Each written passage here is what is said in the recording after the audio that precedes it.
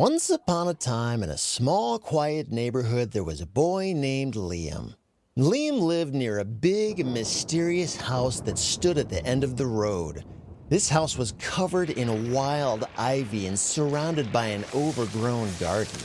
It was kind of creepy and also kind of cool because everyone in the neighborhood had a different story about who built the house and who used to live there. Some said it was an old mayor of the town. Others thought maybe it was a world-famous architect who had lived there. Whoever it was, everyone always assumed the house was empty, and everyone was wrong. Even though the mansion hadn't been taken care of for a long time, the grandeur and the majesty of the house were hard not to notice, with detailed designs and giant pillars holding up the roof.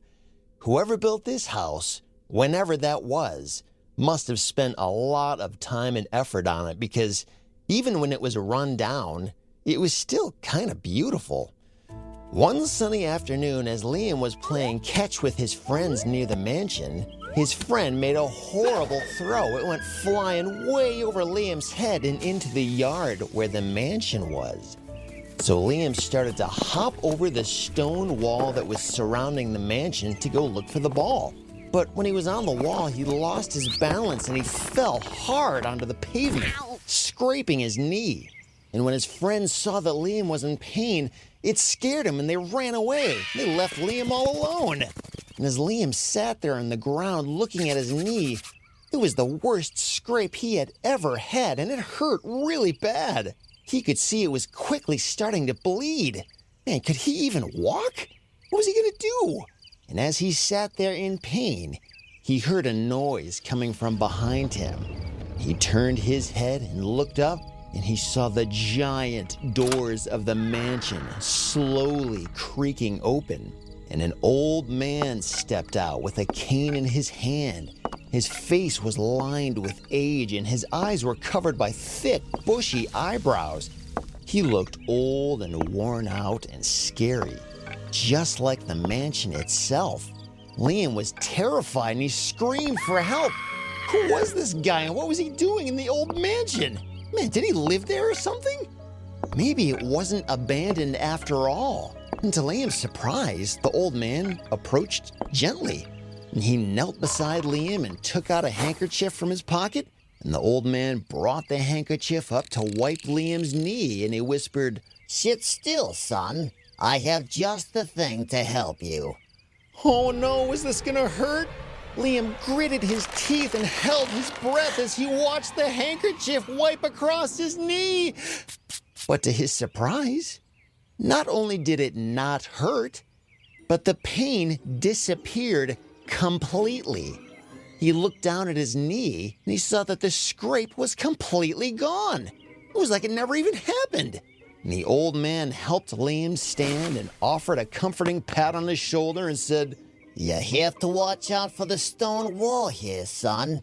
Once you cross over into my yard, anything is possible." "How did you fix my knee like that? Who are you?" said Liam. "My name is William Wheelwright Wainhouse Wickerstick Windwalker III. But you can call me Gus," said the old man. "Nice to meet you, Gus.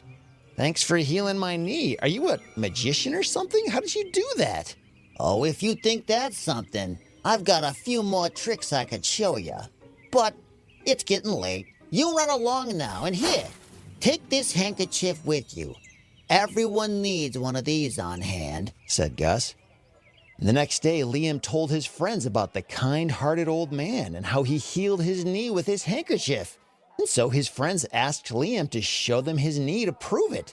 But as you might expect, all he could show them was his perfect knee that didn't have any signs of an injury on it. "Very funny, Liam, but don't make up stories like that. You sound ridiculous," his friend said. "But you have to believe me. His name is Gus, and he even gave me the handkerchief." Liam pulled out the piece of cloth to show them, but it just looked like any other handkerchief, as you might expect. "Yeah, right. Whatever, Liam," his friend said as they turned and walked away. But Liam knew the truth. Beneath that scary exterior, there was a kind, caring soul living in the big house at the end of the road. And he wasn't just a kind old man. There was something bigger going on here. Much bigger than Liam even realized. Later that day at recess, one of Liam's friends was climbing high in a tree when he lost his grip and fell. He tumbled out of the tree and hit every branch coming down until he crashed into the ground. Liam could see that his friend was hurt really badly. His arm looked seriously out of place. He must have broken his arm. So Liam ran up to his friend and said, "Jimmy, are you okay?" Jimmy was crying in pain, and the two boys were far enough away from the other kids that none of them had even seen what happened. And then Liam remembered the handkerchief in his pocket from Gus. And so Liam said, "Jimmy, sit still. I think I can help." And Liam pulled out the handkerchief and wrapped it around his friend's broken arm, and then instantly he was healed and the pain disappeared completely. Both of the boys were amazed, and Liam had finally proven that his story about the old man was true. Later that day, when Liam was coming home from school, he stopped by the old mansion and knocked on the door. And the old man opened and said, Well, hey there, kid. What brings you back here this afternoon? Liam said, "I used your handkerchief today on my friend's broken arm at school, and it healed him. Can you tell me what's going on?" Well, have you ever seen something so extraordinary that you knew it couldn't possibly be true, and yet there it was, right in front of you? Said the old man. "Yes, that's what you did with your handkerchief yesterday," said Liam. Oh, well, if you found that impressive, you ain't seen nothing yet, kid. Come on in. And Liam walked into the old, musty house and was impressed by how big it was. He wandered over to the wall where he saw a picture of an old man and a boy sitting together on the front porch of this very house he was in. Do you know why this house of mine is so big and large and fancy? "No, why?" asked Liam. Because this house was once owned by my grandfather. As the old man pointed to the picture that Liam was staring at. That there is him and me, a long time ago. "You mean you're that little kid in the picture?" said Liam. Don't act so surprised. I was young too once, you know. My grandfather was a world-famous magician way back in his day. In fact, did you know that everything in this mansion is magical in one way or another? As soon as you pass over the stone wall and enter my yard, that's where everything starts to change. "Really?" Liam said. "Hey, that's right where I stumbled and hurt my knee yesterday." Exactly, said the old man. The magic has a way of doing that to first-timers who pass over the wall. And then the old man said, Hey, did you know my grandfather had an old treasure chest? "Really?" said Liam. Yeah, back when I was a little kid, my grandfather gave me his treasure chest. He traveled with it all throughout Europe many, many years ago. He found it abandoned on the side of the road, and what he discovered in the chest was what made him decide to become a magician. Something about this treasure chest is very special. In fact, when he gave it to me, I developed some special powers of my own. It has this way of bringing out the magic in anyone who believes. And so the days turned into weeks, and weeks turned into months. Liam visited Gus almost every day after school, each time learning something new about the magic that resided within the grand mansion and the kindly old man who lived there. Gus had become more than a neighbor to Liam. He was now a mentor and a friend, and someone who made the ordinary world a little more special. And the crazy thing was, nobody else even knew Gus was living there. They thought the house was empty. Even when Liam tried to tell his friends, nobody believed him. And whenever Liam would invite Gus over to his house for dinner, Gus never seemed that interested in leaving the mansion.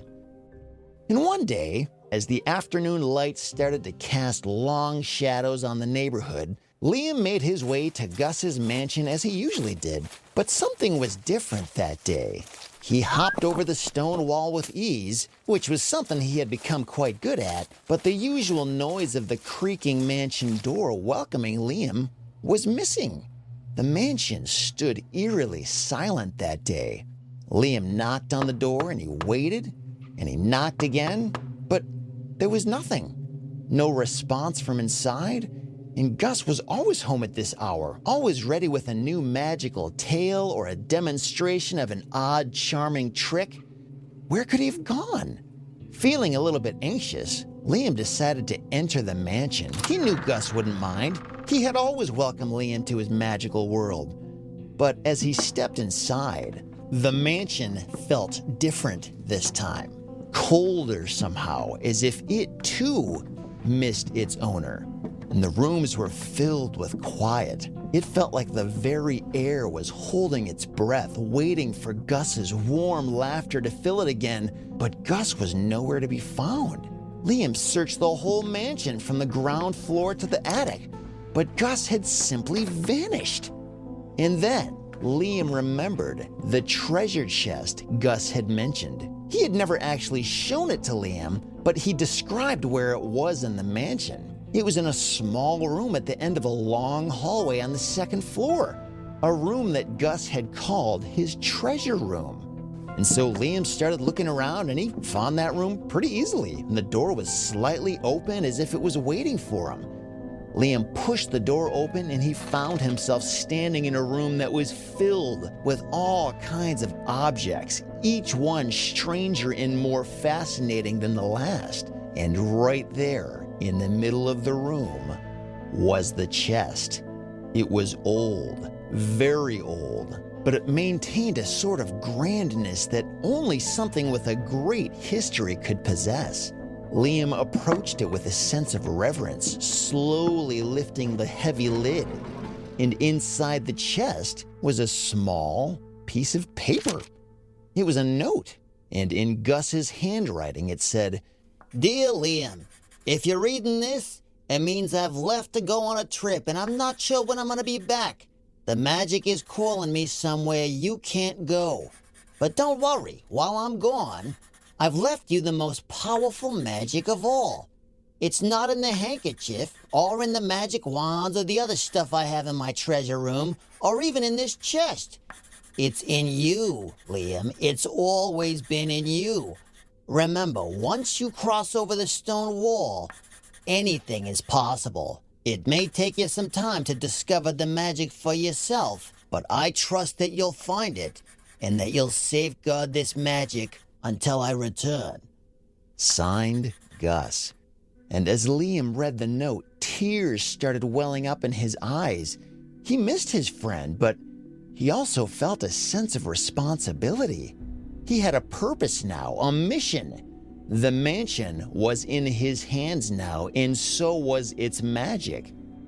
And suddenly, Liam heard the doors to the mansion start to creak open.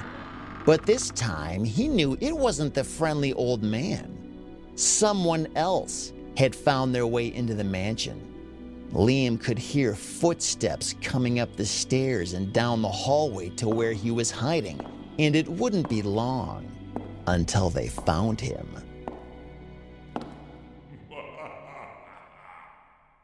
But that's a story for another day.